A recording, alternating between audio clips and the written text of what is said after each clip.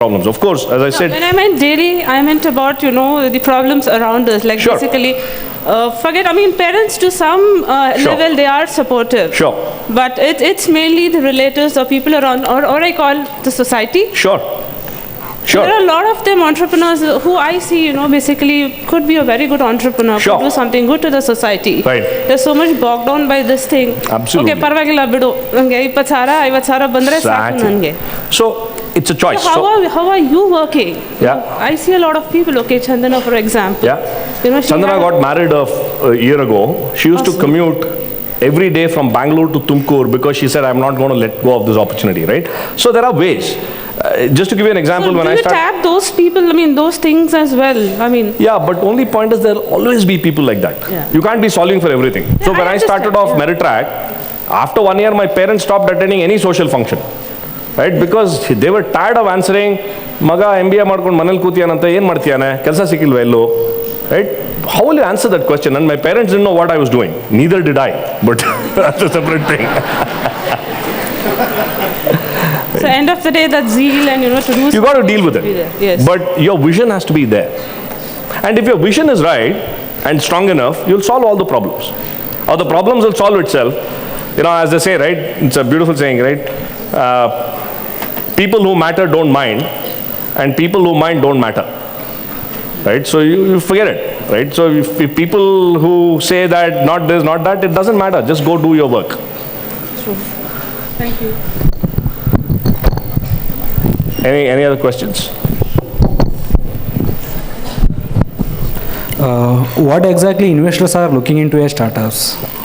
Good question. I have to ask Prashant that. No, but see, doing a startup does not necessarily mean getting an investment. I think unfortunately there is this hype that the moment you are a startup, you have to go, you are a successful startup only if you raise the money. Right? And unfortunately that's how the narrative in the media and everywhere else is. Oh, you're a startup? How much money have you raised? I'll argue that many of the successful startups are startups that have not raised money so far. Right? And they don't need to. They're solving a problem, customers are valuing it, there is revenue flowing in. So it is like they say that when you really don't need the money is when the banks try to lend to you. And the same is true with investors. When you really don't need the money and you say, I'm building a terrific business, right? It is when the investors start coming. I meet a lot of kids who come and say, I'm doing this business, I want money. I'll say, you're unlikely that you'll get it. You have to show me the value and then people will line up. And that's the choice you need to have. I'm not saying don't raise money, but I'm saying first build your business. If the business is built well, money will follow. Money and investment is only a byproduct of the journey. It's not the journey itself. I started a startup called scrapwheel.com Okay? using 50,000 rupees. Okay? So in my case it is okay, but some people are poor, though they have big ideas. Absolutely. But they don't have funding. Correct. So how they will Exactly. No, very approach- good point. I'm sure that our Prime Minister will address this issue when he launches the Startup India, Startup Stand Up initiative tomorrow. I think the banking system and the entire ecosystem has to start recognizing entrepreneurs. So we are launching an initiative in rural Karnataka called Antar Prerana, which is a play on the word entrepreneur, which is exactly to address this issue. Right? How do you make entrepreneurial thinking and the whole ecosystem work for the entrepreneur? And how do you get various money that's available in the system to work for them? The other part which I want to share when it comes to a question of money is, I think India is a rich country of poor people. We have enough and more resources. It is just that the resources don't reach the right people at the right time. If we can only make it happen, I think the world will open up. Thank you. Thank you.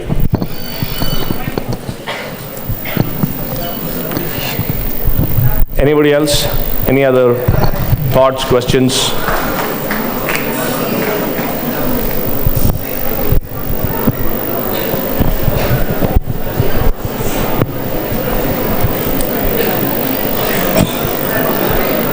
Sure, okay. So, I see there's somebody who's... ಎಲ್ಲರಿಗೂ ನಮಸ್ಕಾರ Namaskara. Sir. Sankranti ಹಬ್ಬದ ಆರ್ಥಿಕ ಶುಭಾಶಯಗಳು ಎಲ್ಲರಿಗೂ. Sir startup India ಜೈ ಕರ್ನಾಟಕ ಮತ್ತೆ sir startup ಇಂಡಿಯಾಯಿಂದ ಅಗ್ರಿಕಲ್ಚರ್ಗೆ ಏನಾದರೂ invest ಮಾಡ್ತಾ ಇರ್ತಾರೆ ಅದರಿಂದ ಅನುಕೂಲ ಇದೆಯಾ ಸರ್? Very good question. ಯಾಕಂದರೆ ನಾನು ಹಳ್ಳಿ ಕಡೆಯಿಂದ ಮುಂದೆ ಅಗ್ರಿಕಲ್ಚರ್ ಆಗಬೇಕು ಅಂತ ಇದ್ದೀನಿ. Wonderful question. Okay, and I think that is one aspect that has to be addressed. I don't know how many of you know the statistics. When we were in school and colleges, we were taught that there's a primary economy, secondary economy, tertiary economy. What is the contribution of agriculture to Indian GDP? Any idea now? 17%, correct? 15-17%. What do you think is the number of people whose livelihoods depends on agriculture? Of all the workforce that is working in India, how many people depend on agriculture for their workforce, for their livelihoods? 55%. So look at the gap. 55% of the workforce working and generating 15% of GDP of India is a huge mismatch. Sir this also ಟೆಕ್ನಾಲಜಿಯಿಂದ sir ಇದಾಗ್ತಾ ಇರೋದು. ಯಾಕಂದರೆ technology ಮುಂದುವರೆದ global warming ಆಗ್ತಾಯಿದೆ, ಮಳೆ ಬರ್ತಾ ಇಲ್ಲ, ಆದ್ದರಿಂದ ಜನಗಳಿಗೆ ಆಗ್ತಾರೆ. ಅದೊಂದಿದೆ, but I am also saying technology is a savior. If technology can help improve yields in agriculture and can help improve incomes of farmers, right, then there is money to be made for everybody. And I think that's going to be a very big theme, that we have to look at entrepreneurship in agriculture, healthcare, education, financial inclusion, right, energy, water. These are all the key sectors. So I'm hopeful that there'll be a lot of announcements around these initiatives specifically for these sectors. Thank you. Thank you sir. So thank you so much. I wish you all the very best. Oh, there's one more question. Do we have any platform for getting resources, like whatever we want? Can you elaborate on Like that question? I need some resources, like human resource or financial resource, whatever. Do we Okay. have any platform so that instead of wasting our time or something, so we can get a resource? Sure. So there are enough, especially folks, all of us are lucky to be in Bangalore. I'm sure you've seen that Bangalore is one of the top 2-3 startup capitals of the world. There's enough and more resources. You know, there is National Entrepreneurship Network, there is TIE Bangalore, there are tons of startup initiatives. If you want to find resources, you will find it. So I'll be happy to connect you to some of those resources offline. We can talk after this. But I think that's the opportunity that you guys need to leverage. That you throw a stone in Bangalore, earlier it used to hit an IT company, now it will hit a startup. There's a startup in every other street, every other house, right? And that's the opportunity that you guys have. I want to leave you with this, with a poem that inspires me, which has been the reason why we named it as Headed High. I'm sure you would have heard of this poem called Where the Mind is Without Fear and the Head is Held High. Anybody can recite it for me? Anybody knows the full poem? Okay, I want you to listen to these words very, very carefully. And I think there is enough inspiration in these words for it to spin off a million startups, right? Where the mind is without fear and the head is held high. Where knowledge is free. Where the world has not been broken up into fragments by narrow domestic walls. Where words come out from the depth of truth. Where tireless striving stretches its arms towards perfection. Where the clear stream of reason has not lost its way into the dreary desert sand of dead habit. Where the mind is led forward by thee into ever-widening thought and action, into that heaven of freedom, my Father, let my country awake. Jai Hind. Thank you.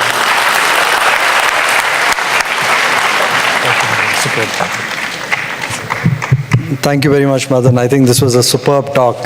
So how many of you thought that this was inspirational beyond belief? Great. So I think it was worth getting away from family and coming here. But, let me just summarize and, before I get Ian to come and do a follow-up and, give you a few more actionable ideas and tips on how to, really now put a lot of what Madan told you into action. just want to summarize. I always get this question, how do I start? Where do I start? In fact, my daughter is just graduating from her undergrad in Singapore, and she is like, Papa, what do I do? I want to do a startup. So I think my thought process is, first, you need to be an apprentice. You need to be an intern. You got to learn. So, and what better place to learn than a startup? So, when you have a choice to take a job, if you get somebody who comes to campus from a big company, and there's so many big companies, I don't want to name any one, and you have an opportunity to work in a startup for 6 months or 1 year or 2 years, and even if it's at a much lower cost, you'll learn a lot. It's that journey of being in a startup that will prepare you to be in a startup. So that's the first actionable, thought or idea I want to leave with you. Go work for us in a startup to see really what the journey is and get a first-hand experience. Is it really for you? Do you really think that you're, up for it? Maybe you're not. I mean, like Madan said, not everybody is ready today, but at least if you go work in a startup, you'll at least see where the gaps are. So few of us have it in us. We have the confidence to do a startup tomorrow. If a few of you don't think you're ready, go work for a startup. The other big takeaway from Madan's talk was, opportunities. While there are a lot of opportunities around you and in here, I think there are a lot of opportunities slightly further away from where we are. I constantly hear from people, I've created this next e-commerce Flipkart kind of thing where I can do better than Flipkart. The time has gone. You got to look at what is the next opportunity. Don't do another Me Too idea. Nobody is going to fund you for another Me Too idea. Think local. Think something that is unique to the problem you experience, right? If Flipkart was started, like Madan was saying, if Funny started, there was something that they experienced. That's what made them start. Just because you read something about e-commerce, don't go start the next e-commerce. That's the biggest mistake each one of us do. You got to relate to the problem. Like Madan said, there's a problem all around us. You got to personally relate to the problem, and that's when the solution is going to be more authentic. That's when the startup is going to be more authentic. So that's the second big takeaway, right? Let it be your idea, your startup, and your problem that you can relate to. And the other third big thing is, skin in the game. If the first thing you want to do is go and look for money, nobody is going to fund you. What is your contribution? What is the risk you're taking? Right? If people close to you are not willing to believe in you and give you the first 10,000 and 20,000, how do you expect an investor who's a stranger to believe in you? Right? The first 10, 15, 20, 50,000, convince the person closest to you. And make sure that you first are able to sell your idea to him or her and have that person participate as an investor in you, right? So you got to first demonstrate that you're fully vested in the idea, that this is not your way of, going and getting, the next million, and this is no shortcut to get a big fat salary. No, I think investors see through that very fast. Right? So my third big takeaway is, first, try to put some skin in the game, put your own money where your mouth is, and try to kind of just create a small proof of what you're capable of. That's when investors will back you. With that, I would like to now call upon another really, great speaker, Ian Faraya, and anybody who's heard about motivational speaking definitely has heard of Ian, and he's somebody who has known to transform people. He has a great program which some of you can,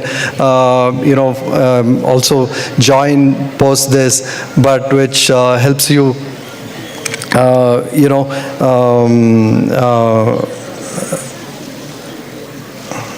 Excuse me.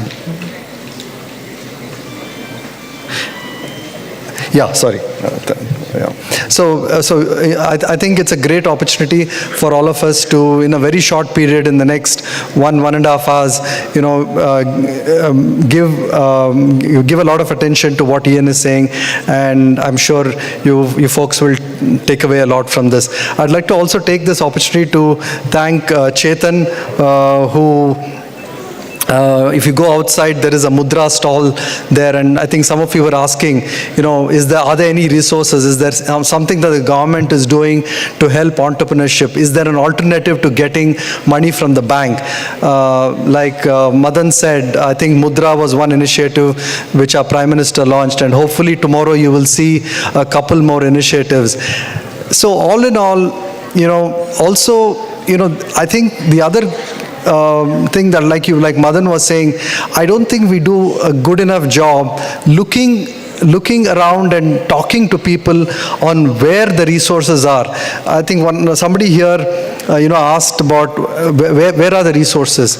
We are in a world today where you can just Google and find out what is the closest, who's the startup. Just go to LinkedIn and find out there is somebody from the college that you studied who's probably doing a startup.